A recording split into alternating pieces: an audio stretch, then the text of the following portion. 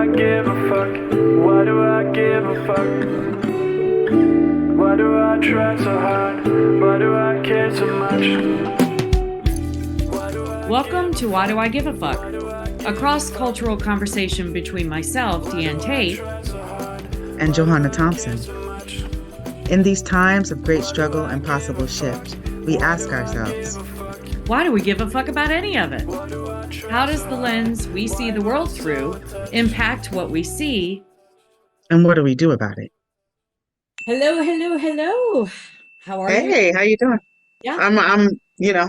I'm getting rest. I'm well rested and realizing that that is what I needed to be doing in my life. It's just like my body, energy, mind all took a serious, now I just need to take some time and do some resting. So yeah, I'm here, and I'm feeling well rested. I'm glad. I think all of us have had to, get a little extra sleep, having the clocks change on top of this very long and exhaustive election process coming to a close. I think it's taken the wind out of a lot of us. So Now we're weeks after our election, yep. and there is some form of there that people are starting to feel what the impact is, right? We hear the narrative of folks talking about, the decision was made based on the economy. Our economy has been difficult for a lot of people to sustain just like the needs that they have living, but we also are not at the worst part that our economy has ever been at in our history. So I know that there are elements that are not being spoken into in regards to what the election looks like. And I would just like to kind of bring that into this conversation because I think it's really important to have these conversations because we cannot ignore the realities of what the impact is going to be looking at like. And we cannot ignore all of the isms and the othering. We were trying to come up with a word that kind of all encompasses xenophobia, that encompasses gender biases, that encompasses, all of the isms and all of the things Words that we here. know Yeah. that exist. Um, and just like, what are some of the impacts? Because folks, there's the PT 25, the Peaceful Transfer of Power campaign, and that is asking for us to stand together, unified as a nation. And as we're doing this, we're seeing, you're telling me that white nationalists are, walking the streets in Ohio doing horrible chants. There have been a couple of, Ohio has definitely been a hotbed of, because we had before the election even, we had the narrative about the Haitian community in Community, Springfield yeah. that was so hateful and Hmm. nasty. And then over the weekend in Columbus, just this past weekend, we had white nationalists that were walking the streets of Columbus with their swastika flags, chanting horrible racial slurs. What's And up, Ohio? What's going on up there in what is going on, Ohio? Ohio? If you live in Ohio, you're listening to this, come on, comment on one of the platforms and tell us what is happening. And, you and Mhm. I, when we were talking about this, we were realizing and noticing that Ohio used to be considered a swing state, but I don't believe it's in the list of swing states anymore. I think it's gone hard right. So, of course, the whole country is definitely a red country. Of course, probably already Mhm. was, and we just finally got real. So yeah, we're definitely seeing an uptick in things. I mean, we knew that if he got elected, that was definitely going to embolden. That's the one thing I feel like he's done more than anything else is to Mhm. justify on some level and to rationalize the increase in the rhetoric. You don't have to hide being a hateful racist anymore. It's almost a badge of honor. I consider the red hats and the Trump stickers on the back of car bumpers to be like the new Confederate flag. It's just the in thing, the in way to let people know where your ideology is. So it's not new. uh, No, it's not new. And then books. there's this Yeah, narrative about more people from different identities having been supportive of Donald Trump. And so the yeah, larger connection is being supportive to this ideology of white supremacy still existing, yeah. right? And that being a major component that needs to be addressed, especially because when you have these narratives about it just being economics and you're not really addressing the fact that there was a gender bias, that there was a race bias, that there was a class bias, that there are all of these components that do make up the foundations of the nation of the US, it's really harmful when people are not accepting that. And I have like a perfect example with one of the organizations that I work with, and thinking about building out the campaign. And then there's this question of what type of violence are we expecting to happen after the election? And folks saying that, oh, there shouldn't be violence because the folks that we experienced violence from before won this time. And so there's no reason for them to be unhappy. And then the folks that didn't win this time, nobody has an expectation of that being an agitated group of aggressive human beings in responsiveness to the election, because those that are currently in power are saying we're going to support a peaceful transition. That's our democratic way of being. And as we're seeing that, we're still experiencing that a mass of human beings in the United States received texts that told them to be prepared to report to plantations, which then brings up like historical trauma of folks that are, of the African diaspora being back in this horrible experience of the slave experience in our U.S. history. Then you have folks walking around chanting. You have people looking at you crazy in the walking down the street, in the stores, in the airport, like daring, like almost enticing and daring someone to say something or to be in some type of responsiveness. And this is the moment where people are going to really start to feel the impact of the decision that was made for the election. And what's the responsiveness to that impact going to be? I've, already had an idea, and everyone knows that I chose to go to the country of my ancestors. um, so yeah, but hearing what other folks are experiencing is real and a lot. It's a lot to have to deal with, which is probably why I was so exhausted, even not being present on the territory, still having some impact from it. Yeah, Yeah. totally get it. A couple of things that come up for me in listening to you talk about that. One thing is the increase of the voices of indigenous communities Hmm. rising up. And I think that's not necessarily in response directly to the election. I think that's if I had to guess, I would think it's in response to the genocide we've been watching in Palestine and in Sudan and in Congo of the past well over a year, with all of those communities combined, showing this real I don't know if you saw the video that was circulating on social medias of the parliament in New Zealand and indigenous members of parliament in response to a piece of legislation that was going to impact the indigenous population directly in some adverse way. And they broke into the haka, and they did that on the floor of the parliament, and it was unbelievable. And the person that led it, or at least one of the main, I believe she was a parliamentarian, and as she's doing the haka, she's ripping up the speech, and it just, or maybe it wasn't a speech, it might have actually been the legislation that they were protesting, but they did this on the floor of the parliament, and it was incredible. And that's the kind of amplification of indigenous voices that we have been seeing on this U.S. territory, Turtle Island. We see the indigenous population here rising up and talking more about land back. So I do feel like something is happening with all of this. Not only is it emboldening, my hope is that not only is the election and the genocide that we've been watching, genocides, there's multiple over the course of the past year happening on live stream, those things together not only are emboldening his supporters and the supporters that want to keep us in this cycle of supremacy and white supremacy specifically, but also the voices of the indigenous to rise up and stand against it and stand in their truth for that. And that's my hope.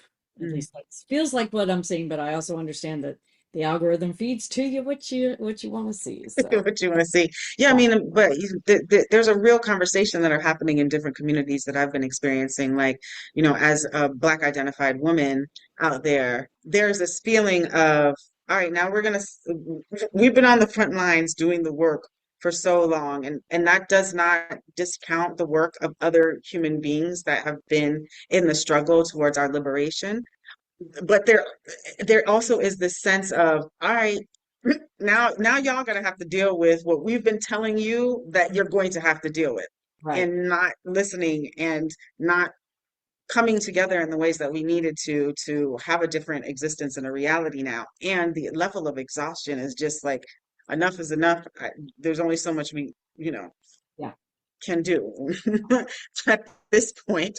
So, in the context of those narratives, in the context of not really having a lot of patience, at the end of our last conversation, if folks, I hope that you go and listen, but you just offered a thank you to me, and it was in a moment where I was just gonna receive that, because there are so many times where all of us we're not being acknowledged, and we're not open to receiving that people are acknowledging the work and the effort that actually was put in, to that has been being put in for all of our liberation. It's not just specifically for one group or wherever you're affiliated, where your affinities lie, but it is that if we are making sure that the least of us have, then the most of us benefit. And that's just, even understanding that in economies, the 80-20 rule, 20% that has the wealth and it's getting lower and lower and lower in our days now. But we need to be thinking about where the greatest impact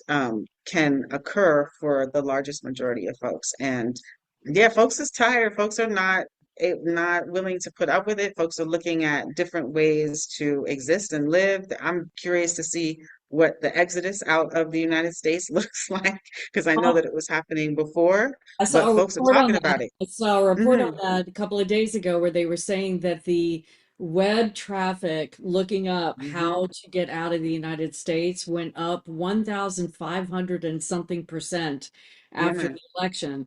But I also want to acknowledge that that takes money to do, it takes privilege to be able to pack up and go. And then also too, we've been watching in the past week, the cabinet picks have been starting to surface, and people that Trump wants to nominate for some of these really pivotal roles are some of them. I mean, it is the ultimate clown car of Hmm. suspects, and the violence has already started, right? In Yeah. terms of just floating these names at all, like Matt Gaetz for attorney general. We elected a guy who's a felon, so all bets are off with that. But we want to put a guy who's been investigated for child sex trafficking and having sex with Hmm. minors as the attorney general, as the top cop of the. I mean, I don't believe in the cops anymore, but just the ludicrousness of that is, not surprising, but violent just in the suggestion of it, really. So, Hmm. Yeah, the legalization of othering is what we are about to experience, and that's about to be co-signed. And it's not that we haven't experienced it in our lifetime, it's just that it's going to be, to your point, folks are going to be emboldened and stepping into their autonomy and their desire for that to exist. Are you talking to white folks? I am. I had a conversation with a white couple. The gentleman was the head of the Chamber of Commerce in another city in my state. And so we had some interesting conversations. And yeah, I'm talking to as many as will engage in the dialogue. What's the conversation though? Like the real conversation, because we had this conversation about there's going to be the facade, right, where everybody kind of Mhm. gives you on the front, but then Right. what's the real conversations that are happening? For myself, when I'm faced with that, it tends to be kind of liberal talking points and pointing fingers at others that got him into Mm, office, that whole deflection piece that whiteness likes to do so well. And that a lot of liberals have, they're weeping in their soup, because of the outcome of the election. And I responded to somebody today on a social media thread that wanted to point fingers and say that it was all somebody else's fault and there's nothing we can do. And it's like, no, it's our fault. We put him in there, and now we have to rise up and do what we can. And it was on a thread of a black woman who was saying, "Where are the white people? Why aren't y'all in the streets?" And this other white that person part. came in and tried to tell her why that wasn't going to be a thing, because we're all so upset and we're all clutching our pearls and we're all depressed and all the things. So yeah, the conversations are Wait, okay, hold on. Let's run that back. Who's so upset? Whiteness. White liberals, we're just devastated that he's gotten voted back in. I know, I know, I know. Because when whiteness is upset, it looks totally different than Hmm. what we're seeing right now Yeah, as like no responsiveness. And that's the thing that's been very interesting to me is yeah, that there was not a lot of conversations before the election, political conversations, ideological conversations.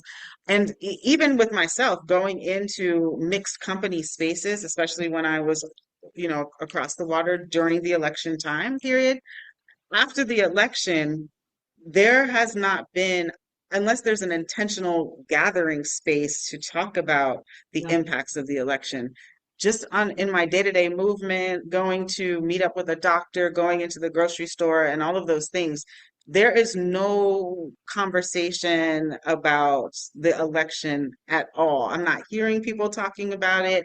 It's like a very delicate dance of how you want to show up and be present, which I'm finding particularly interesting because speaking to the fact that there were such a diversity, a majority, let's just name the thing, a majority of white identified humans voted for Donald Trump.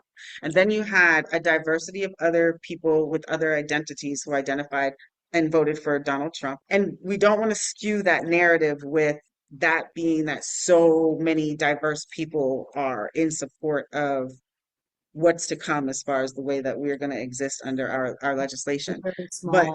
it was a small amount. And there is also, the reality that people who are going to be impacted from marginalized communities feel comfortable in white supremacy, feel like they understand what their place is.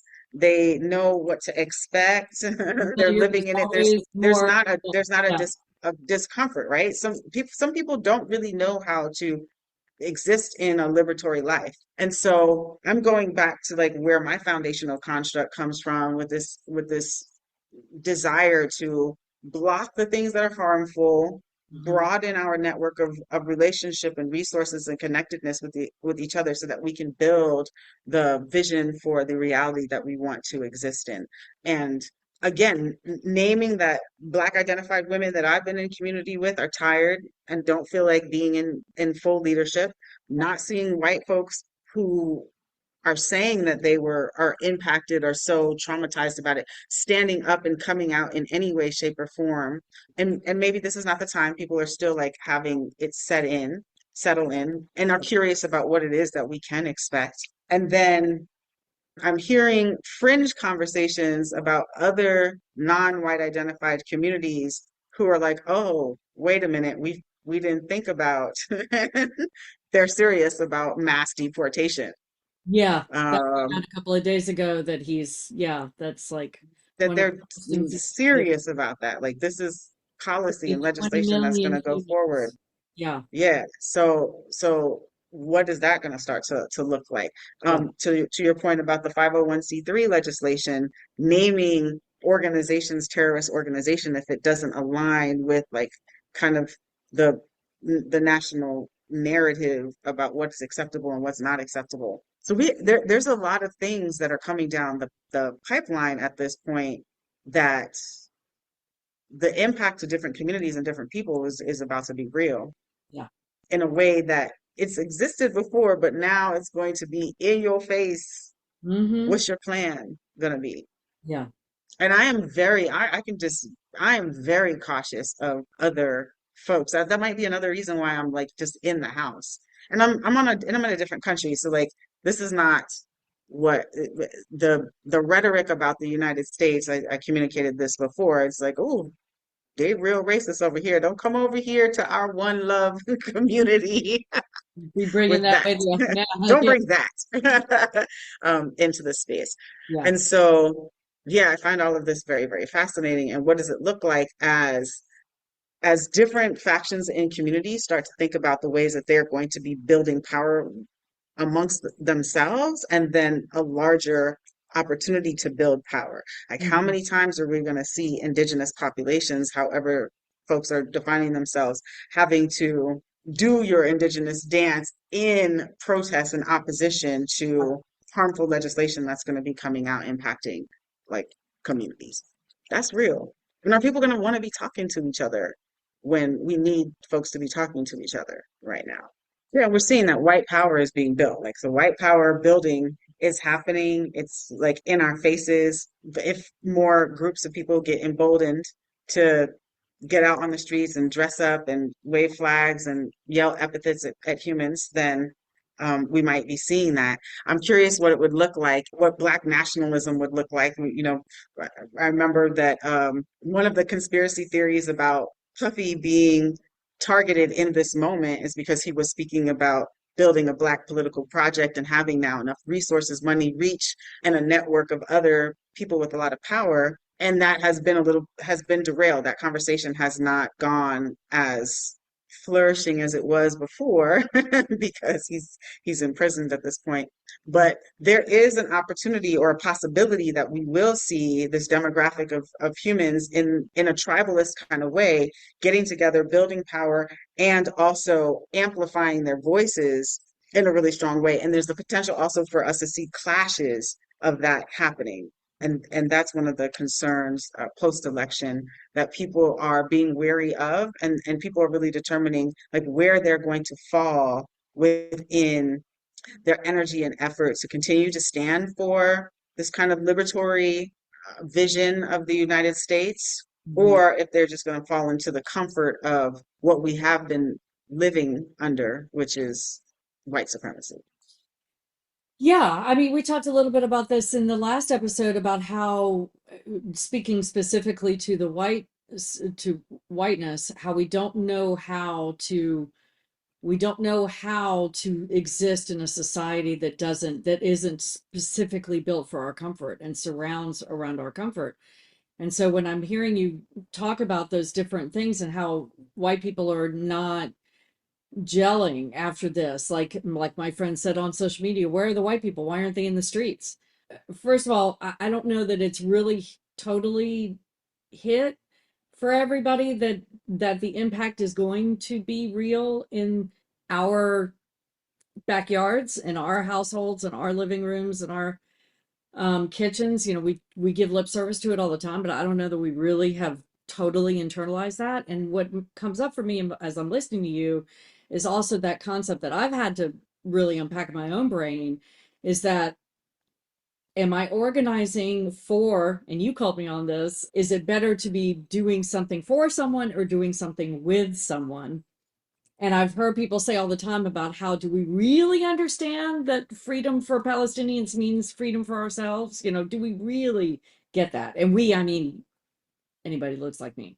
And so to me, that feels like it's in that similar bracket that we're having that come to Jesus moment, which I think is really interesting, that we can point to the map and we can point to the statistics because we know how many white people voted for him, and say, actually, we put him in there. So and now this is going to impact us as much as it's going to impact other people. And what are we going to do about it?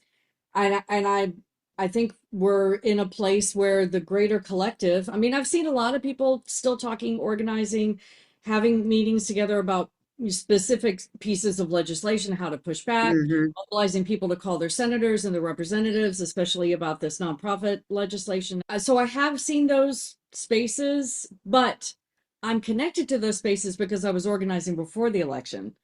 Hmm. Anybody that wasn't in those spaces before the election are not going to be connected to them now. And so Right. it's like, so reaching out to people and going, hey, don't you want to come join me in this meeting or come join me in this Zoom call, or let's talk about, this piece. I still have white people going, don't activate me. Because what would white people be getting in the streets from? Like for? What would the Right. purposefulness be at this Yeah. point? Because right now it's to sit back and see the benefits of Yeah. privilege that might come your way, Yeah. I you mean, know? I don't know. I don't know what it would seem like the ultimate hypocrisy, kind of like the Women's March after he was elected the first time, that a million plus women, an intersectional gathering, but there were a lot of white women with the Mhm. pink hats, and 52% of us voted for him in that, so it's like, how do we getting into the streets after we just voted him in? The hypocrisy is very real. So And I understand that not all white people voted for him. I know I didn't, but it doesn't matter whether or not. It's like, what do we do now? And I'm listening to the voices Absolutely. I'm listening to, Palestinian voices. I'm listening to organizers of color that have been on the ground, that have been doing this work. I'm showing up in solidarity. This is me personally. I'm doing, lending my skill sets and my voice wherever I can. And I'm talking to white people that are in my orbit to try to, see how many accomplices I can drum out of that group. Beyond that, I'm not sure what else I can do as one human, but I got to do something. I can't, sit around and twiddle my thumbs. So, I think that there's going to be opportunities for a lot of power building in community amongst individuals. And I'm also curious to see what that looks like. yeah. If we're going to be seeing like a mobilization of folks based on race, of mobilization of folks based on gender, what the intersections of that looks like, what your ethnic background is. Most people that are on U.S. territory experience themselves as U.S. citizens unless they're trying to get through that process. But they also have their connectedness to their ethnicity. That's what we want to say. There's going to be pieces of that. And then Yeah. what does that look like? Like as those groups of folks, as Indigenous people continue to mobilize, as Black folks continue to mobilize, as Asian folks need to mobilize, as folks from the Middle East and Southeast Asia need to mobilize because the legislation will have some impact on them. And then it's also going to look very different on a state level when you have larger demographics of migrant communities and populations that are US citizens now living in certain demographics in certain areas. Yeah, something to watch out for, something to be thinking about. There's a lot going on. If you're listening to this or watching this, I hope you stay involved. I mean, yes, we need to reset. Yes, there's a level of letting it sink in, as you said, but we got to keep moving. It's staying engaged. Hashtag stay engaged. Why do I give a fuck? Why do Thanks for I joining give a us. fuck? Until next time, Why as you do I move try throughout so your day, hard? continue to ask yourself, Why do I give a Why Do I Give a Fuck is produced in collaboration with Johanna and Diane. Music by Norwegian musician Water. See you next time.